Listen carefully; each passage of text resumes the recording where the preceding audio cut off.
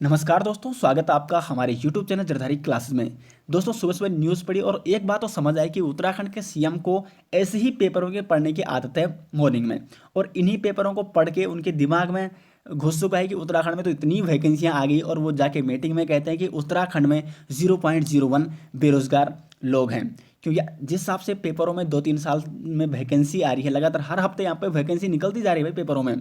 तो इस हिसाब से वाकई में उत्तराखंड में कोई भी बेरोजगार नहीं होना था। शायद उत्तराखंड के सीएम मतलब पता नहीं उनको पता नहीं चलता कि उत्तराखंड में ज़मीनी स्तर में हो क्या रहा है, लेकिन वो सिर्फ पेपर पढ़ने के आधार पर बोल देते हैं कि उत्तराखंड में क्या है, 0.01 बेरोजगार लोग हैं। तो दोस्तों वीडियो को एक नए अंदाज से आज शुरू करते हैं और आज हम आपको बताएंगे किस प्रकार यहाँ पे उत्तराखंड के युवाओं के साथ खिलवाड़ किया जा रहा है उत्तराखंड गवर्नमेंट के द्वारा और उत्तराखंड अधीनस्थ सेवा चैनल के द्वारा।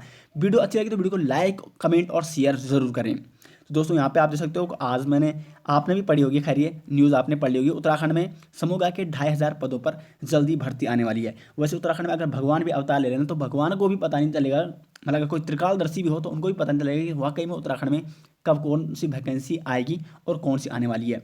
एकदम से पेपर में आ जाती है और फिर हो जाती है 1-2 सालों के लिए गायब, पता नहीं चलता खैर उसका।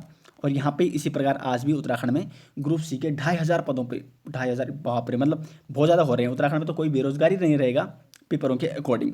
अब यहाँ पे आप देख सकते हो कि अधीनस्थ सेवा चयन आयोग करा रहा है आवेदन की तैयारी।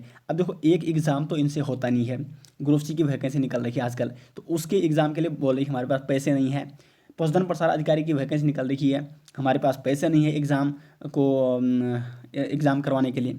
तो पैसे नहीं है तो आपके पास युवा बेरोजगार रह गए क्या लूटने के लिए। अब आप कोई नई नई वैकेंसी निकालेंगे, युवाओं से पैसे लेंगे और फिर उस भर्ती को लटका देंगे। कोई किसी ना किसी कारण मतलब कुछ ना कुछ कारण आप उसमें ऐसा डाल देंगे कि वो भर्ती लटक जाएगी। युवा वहाँ पे पैसे देंगे और फिर उनको पैसों का पता नहीं होता क्या है। अब इसी भांति यहाँ पे वन दरवा की वैकेंसी निकली थी, 316 पद कहे गए थे शुरुआत में।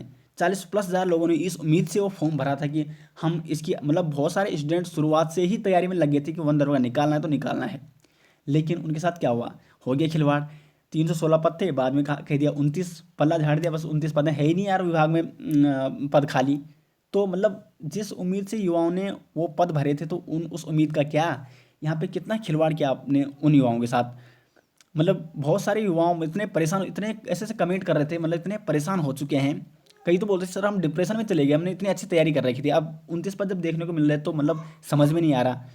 अगर आप ये कहते हैं कि सिर्फ अखबार में आया, ऑफिशियली नहीं आया, लेकिन ये भर्तियाँ भी तो अखबार में ही आ रही है ना, इन पर हम कैसे भरोसा कर लें। क्यों आप हमेशा मतलब पर हफ्ते अखबार में यहाँ पे इतनी वैकेंसियाँ दे रहे हो जबकि वाकई में ऑफिशियली कोई भी वैकेंसी लगभग कई दिनों से देखने को नहीं मिली। लेकिन पेपर में देखने की बात करें तो उत्तराखंड सीएम के अकॉर्डिंग सच में ही पेपर की बात करें तो उत्तराखंड में सच में ही कितने 0.01 बेरोजगार लोग बचेंगे। अब शायद इसी पेपर के आधार पर उत्तराखंड के सीएम ने ये बात कही होगी।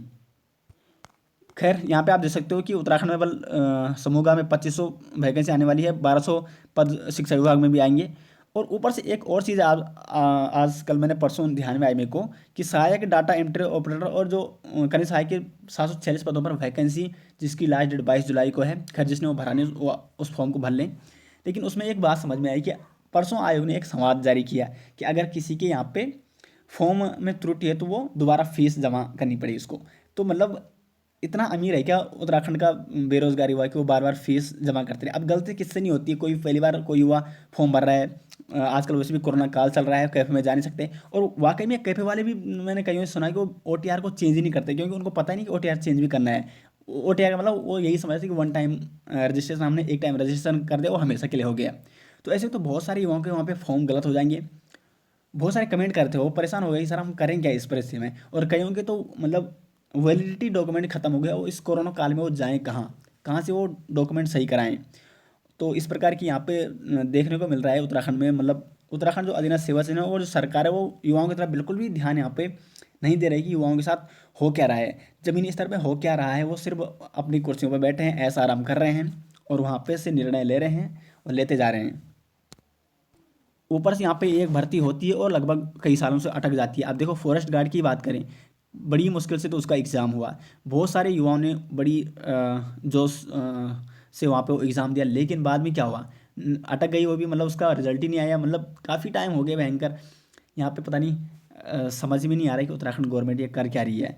तो एक भी वैकेंसी यहाँ पे न तो अच्छे तरीके से होती है, कि कोई वैकेंसी आती है उसमें सवाल उठने लग जाते हैं। तो मतलब कुछ ना कुछ ऐसे कारण हो जाते हैं कि उत्तराखंड में वैकेंसियाँ लटकती जा रही है और उत्तराखंड का बेरोजगार बिल्कुल यहाँ पे परेशान हो रखा है। यहाँ पे एक पोस्ट हम अगर यहाँ पे मैं एक वीडियो डालता हूँ, बहुत सारे कमेंट आ जाते हैं कि सर नई वैकेंसी कब आएंगी, इतने बेरोजगार हैं उत्तराखंड में। लेकिन उत्तराखंड के सीएम साहब को पेपरों को देख के लगता है कि हमने तो उत्तराखंड को रोजगार वर्ष घोषित कर रखा है, इतने रोजगार दे दिया हमने उत्तराखंड में, लेकिन जमीनी स्तर में एक भी रोजगार यहाँ पे उत्तराखंड के युवाओं को देखने को नहीं मिला। तो दोस्तों ये था आज मैंने आपको बताया किस प्रकार यहाँ पे उत्तराखंड सरकार यहाँ पे। खैर ये पेपर आप पढ़ सकते हो, अगर आपको ये पढ़ना है स्क्रीनशॉट ले सकते हो। वैसे फेसबुक में ये बहुत ज़्यादा पब्लिश हो रहा है। और यहाँ पे आज मैंने आपको बताया किस प्रकार यहाँ पे उत्तराखंड गवर्नमेंट और आयोग यहाँ पे उत्तराखंड युवाओं के साथ खिलवाड़ कर रहा है। वीडियो अच्छी तो वीडियो को लाइक और शेयर जरूर कीजिएगा और कमेंट बॉक्स में अपनी राय जरूर दें। मिलते हैं नेक्स्ट वीडियो के साथ, तब तक के लिए धन्यवाद।